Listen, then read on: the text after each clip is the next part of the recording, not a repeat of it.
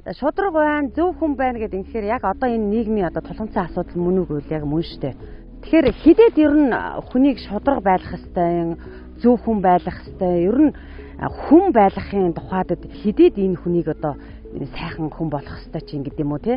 Тэгэх юм бол ерөөсөө л хүүхэд наснаас нь бараг төрхөөс нь ахуулаад хүн байх, шудраг хөдөлмөрлөж сурах те. Энэ одоо төлөвшил хандлагыг бий болгох ёстой гэж миний хувьд бол боддог.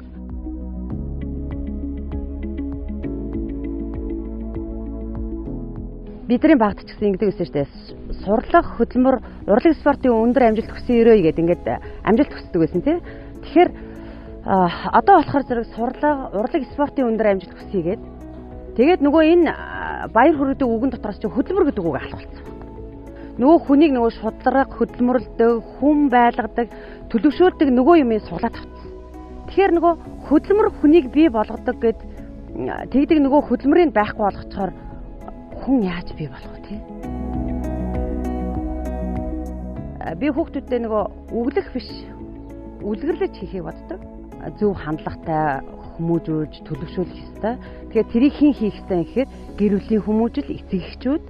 За тэгэл цаашлаад нөгөө боловсрал олгож эхэлж байгаа цэцэрлэгийн наснаас нь ахуулаад сургуулаас нь энэ одоо боловсралыг бол олгох ёстой. Энэ төлөвшлийг багаас нь олгоогүй хүүхэд том болоод тий одоо 20 30 40 настайдаа ч юм уу шудраг амьдраад шудраг хөдөлмөрлөөд одоо амьдралд зөв явна гэж хэлэхээр оройтчиход байгаа юм.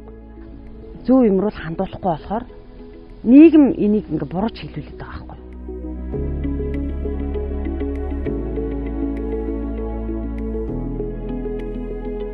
Одооны залуучууд бол ингэж одоо дээ л та. Нэг сургууль төгсчөөл одоо шууд одоо нэг таньдаг хүндээ ч юм уу те таньдаг хүнээрээ далимдуулаад ч юм уу эсвэл одоо нэг улс төрийн өөр ч юм уу одоо ингээд нөгөө тэр шатыг л дөнгөж дамжаал нэг дарга болчих те би мөнгөтэй болно ч гэдэг юм уу нэг тийм хандлага илүү давмгай бий болчиход байгаа юм. Бүр одоо сургуулаас ахуулаад темис, коллеж бүх юмаа төгсөөд ажил дээр гараад ирэхээр нөгөө слесрээ хийдэг ч юм уу те тэгж хийж байгаад нөгөө нэг инженер болдог дээшгээ шатхаа дарга болдог. Ингээд нөгөө энэ үе шатуудыг дамжихгүй учраас нөгөө шудраг хөдөлмөрлөн, шудраг амьдрна гэдэг юм байхгүй болчиход байгаа. Өөрөө хийж байгаа ажлыг зөв хандлагатай зөв хийх хэрэгтэй.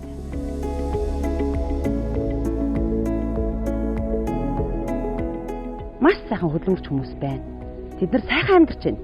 Шудраг бусаар амьдарч байгаа хүмүүсээс илүү сайхан амьдарч байна.